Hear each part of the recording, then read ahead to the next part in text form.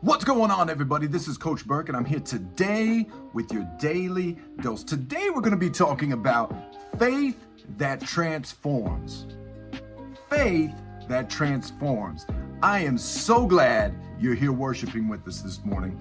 We're going to open up with some scripture real quick, and then we're going to dive right into this. And again, I am so glad you're here. This comes from Hebrews chapter 12, verses 1 through 3. Hebrews 12, verses 1 through 3. This is what it says. Therefore, okay, stop. If there's always a therefore in the Bible, I always say it's therefore a reason, right? So that means take heed, take notice. Therefore, since we are surrounded by such a great cloud of witnesses, let us throw off everything that hinders and the sin that so easily entangles, and let us run with perseverance the race marked out for us, fixing our eyes on Jesus, the pioneer and perfecter of our faith. For the joy set before him, he endured the cross, scorning its shame, and sat down at the right hand of the throne of God. Consider him who endured such opposition from sinners, so that you, look at your neighbor, say, you will not grow weary and lose heart.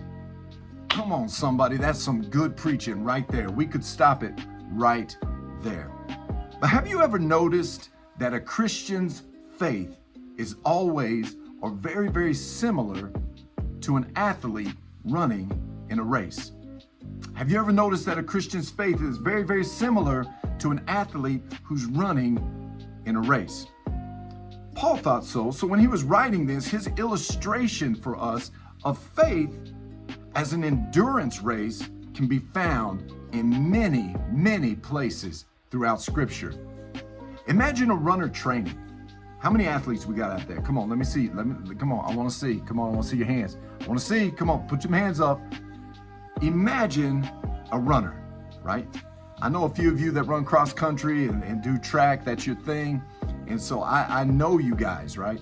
But think about it. Imagine a runner competing and continuing to work towards winning the ultimate race that's set before them.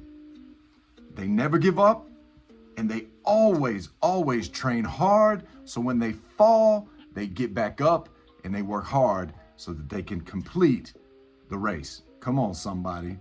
That's good preaching right there too, that you never give up.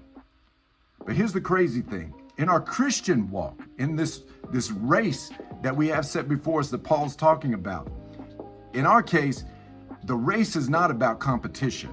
Come on, somebody. It's not about performance. It's not. It's our faith and life in action.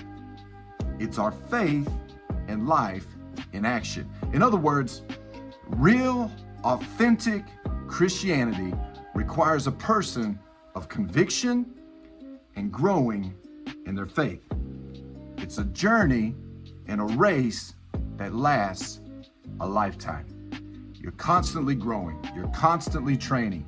You're constantly exercising your faith. Come on, somebody. And the title of this was Faith That Transforms. Now, you guys have seen my office. I mean, I got toys everywhere. One of my favorites outside of Star Wars, I love Transformers. And I think it's so cool, and spiritually speaking, I think it's so cool, right? Because you've got the Autobots and the Decepticons. It's these robots, right? And they are a specific, you see the specific robot, but when they transform, it's still the same robot, but it looks differently. They look different than they do in their robot form, right? It's the same thing with our faith. As you begin to grow in your faith and you allow God to transform you and your faith, it's the same person, you just look differently. Come on, somebody. That's good preaching. Come on. Look at your neighbor and say, Christians, roll out. Come on. No, I'm just joking. Come on. Take a look at Hebrews again. I want you guys to take a look back at the scripture that we just read Hebrews 12, verses 1 through 3. And notice that there's a few key words. Come on, there's a few key words and phrases that I really want to just highlight right now. I want you to look at it, Hebrews 12, verses 1 through 3. And I want you to highlight, underline, I want you to circle these words. Check this out. Witnesses, entangles, perseverance. The race that is marked out for us. Fixing our eyes. Endured and weary. Come on, this is just to name a few. You can go through those 3 verses, and what are the words that pop out to you? Come on, somebody. There is clearly a training component needed to achieve the level of continuous faith through all of life's ups and downs, right? And that comes from spending time in the presence of the Lord. That comes from spending time in His Word. Come on, somebody. And how do you do that? You do that through prayer. You do that through setting aside a time for Bible reading, for your devotional time, right? And in doing this, we learn a ton about who God is and His will for our lives. Come on, somebody. There's a lot of you that I talk to that you still don't know why you were created. You still don't know what your purpose is. You still don't know what the plan for your life is. You still look at me like I have 3 heads when I say that God has a destiny for you. Here's the thing. Your life begins to transform and your faith begins to transform with the more time that you spend with God, because He'll begin to open up your eyes and your ears to see clearly and to hear His voice clearly. Come on, somebody. And if we let God, He'll begin to transform our lives by teaching us the practice of trust and obedience. Come on, somebody. I have a hard time trusting. I've told you guys that. Some of you have expressed to me you have the same issue of trusting. Some of you in here have a hard time obeying. I see you in the back. You need to calm down.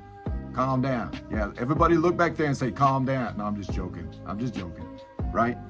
If you let God begin to transform your life, He begins to teach us about trust and obedience, which will spur us on in our faith walk, our faith journey, this race of life.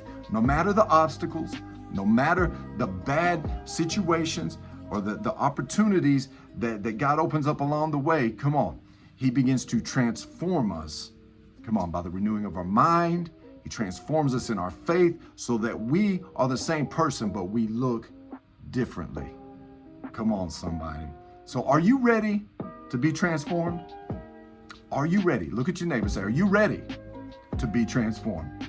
We're going to break up into some small groups real quick, and we're going to talk about this. Faith that transforms. Hey, I am so glad you're here this morning. It's been a minute. We've been at camp. But hey, guess what? I'm out.